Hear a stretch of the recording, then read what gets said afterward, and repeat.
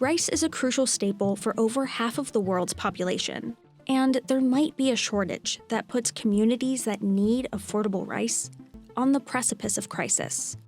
The only shortage out there right now, it's India's plain white long grain rice. It's cheap and lower quality that they ship to developing countries. Because rice is, loved all over the world, it also continues to be a manipulated commodity by governments in the world. India's export bans are reverberating through global rice markets. The protectionist measures basically send a panic signal globally. The U.S. has been dealing with India's over-subsidization. They've created this monster by subsidizing so much that now there's so many rice farmers that if they upset those farmers, that's a huge voting bloc. America's rice industry contributes over $34 billion to the economy. But U.S. farmers face the same volatility. And our farmers, they'll go up against any rice farmer in the world, but they can't compete with a foreign government. Rice is a finicky crop, and the U.S. produces about 20 billion pounds of it every year, despite changing climates that are making it even more difficult to grow. With rice, it's not just a question of enough water, but enough water at the right time. So it doesn't need to be a corn or a soybean to be incredibly important to the U.S. agricultural economy. Here's how rice markets can threaten affordable food, trade relationships, and the livelihoods of millions of farmers. There are about 40,000 different varieties of rice, but the market is comprised mainly of long grain, medium grain, and short grain rices, as well as higher value rices like jasmine and basmati rice. Southeast Texas produce millions of bushels of rice yearly. People don't really think we grow rice in the U.S. First of all, it's a small crop, right? We're on 3 million acres as opposed to some of the other crops. It's a crop that makes use of a lot of land that other crops can't make use of. Most of the rice harvested in the U.S. is eaten in the U.S., about 80% of it. And also, if you think about your cereals like Rice Krispies, Kellogg's. With Tex-Mex or Chinese food service like Chipotle. Rice is a key input into many products that we consume, but especially beer. Anheuser-Busch is the #1 user of U.S. rice domestically. Rice requires unique growing conditions. It's a plant that's half submerged in pools of water, often on top of heavy clay soils that wouldn't effectively grow other crops. At times when you think of a rice field, think of steppes, a field maybe in India or maybe in Vietnam or Thailand. We don't have land like that, right? Our land is flat, but the farmers will grade it slightly so that the water can move from one end of the field to the other and they can capture it and recycle it. While the U.S. is the largest rice exporter outside of Asia, the U.S. only accounts for around 5% of global rice exports. The onset of the coronavirus pandemic and then the outbreak of the Russia-Ukraine war caused global inflationary pressures. Some countries responded to the market shock with export bans. For an individual country, it makes sense to do export bans and help the more vulnerable parts of society. But if a lot of countries do that, and they are doing that now, it further pushes up prices. Then one of the top rice-producing countries limited exports. India, a country which exports make up 40% of the world's rice supply. Yeah, India is a larger rice exporter than the next 4 rice exporters in the world.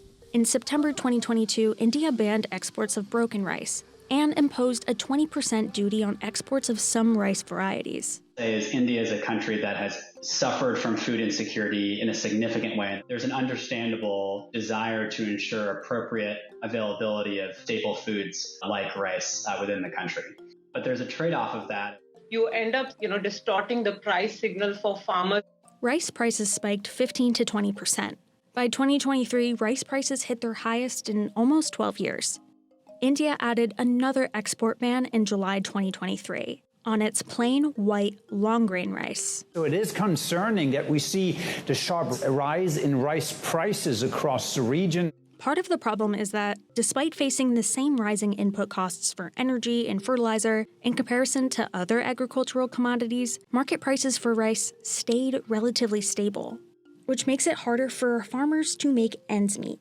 The equipment is expensive, the investment's expensive, and then you have all these outside factors really working against you. A lot of times people will picture Bon Pa Kettle in overalls with a pitchfork. They're not going to picture an $850,000 combine that's sitting out there that's connected to satellites. India's rice export ban impacts developing countries that depend on its affordable rice. That adds to fears of global food insecurity if rice supplies are limited. It's impossible to think about rice without thinking about the food security lens. Over 42 countries depend on India for over 50% of their total rice imports. The only shortage out there right now would really be India's plain white long grain rice that they ship to a lot of countries throughout Africa and Southeast Asia. They don't ship their best rice there. It's cheap and it's lower quality. And when they slap a ban in place, that impacted those developing countries the hardest. India has historically been the cheapest supplier of rice. Africa or Southeast Asia, they're going to buy from India because they've got a ton of rice. They can get it here fairly quickly. For example, Indian rice made up over 80% of the market share in a number of African countries. But even in places like Indonesia, which is one of the largest producers itself, it is still vulnerable because it still requires imports to satisfy domestic demand. India states that its export bans ensure ample food supplies domestically. However, at the same time, food inflation concerns are at the center of India's elections. From an economic standpoint, it does not make sense for them to keep this ban in place or to have ever put it in place in the first place. It's purely political. Prime Minister Modi is running for re-election. He's seen consumers complaining about increased inflation and rice prices domestically. And what they're really doing is they're trying to secure enough rice in their domestic market that their prices will drop for consumers. India has stockpiles of rice in government storage and is harvesting one of the largest rice crops on record. The other risks that we see are, of course, rising temperatures, but specifically rising nighttime temperatures, because rice likes this kind of warmer day and cooler night. The rice industry faces environmental threats that can lower yields or destroy crops entirely, making it harder for farms to make a profit. For example, water is crucial for rice production, but it can't be too much or too little. I think we've seen, significant drought in California, causing in 2022 a 50% reduction in planted acres. And now that there's been more water availability this year, significant recovery, maybe 40% increases in yield estimated. And then, of course, you bring water and temperature together, and what you get is moisture, and that can become a breeding ground for pest and disease, or weeds and herbs and things that are already fairly challenging for rice producers. When U.S. rice farms can't compete with global rice prices, the government may step in with additional financial safety nets, which is exactly what happened in 2022. The government passed the Rice Production Program as a supplement. $250 million in funding that was provided by Congress at the end of 2022 was to support rice farmers that grew rice only during the 2022 crop year as a way to offset some of the losses that resulted from the extreme increase in input costs that did not correspond with the increases in crop prices that the farmers received. USA Rice is lobbying Congress to include an updated safety net program in the next farm bill. A relatively small investment from the U.S. government goes a long way in keeping our prices stable, but also keeping us competitive on the world market. Rice farmers can already opt into USDA insurance programs, like price loss coverage and agriculture risk coverage. These programs exist really just to stop these farmers from falling through the cracks, because that would be a huge disaster, not just for the communities, but for their food supply.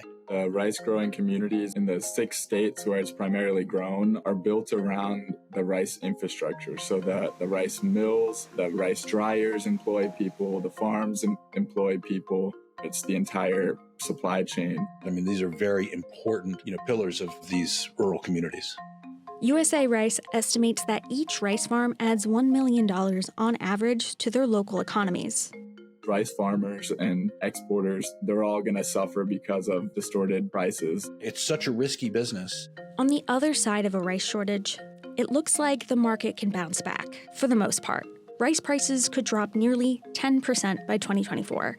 And if that happens, global rice markets may even reach a surplus by 2025. And when they decide that they've had enough of the export ban after the election, or when they feel secure politically, they will end the export ban. And then that means that rice prices globally will tank. That will impact all of the countries that export rice again. A farmer in Louisiana told me, he said, every year we take every bit of money that we're worth and a little more, and we put it in the ground, and we hope we can come back in 6 months and harvest a crop and sell it at the market.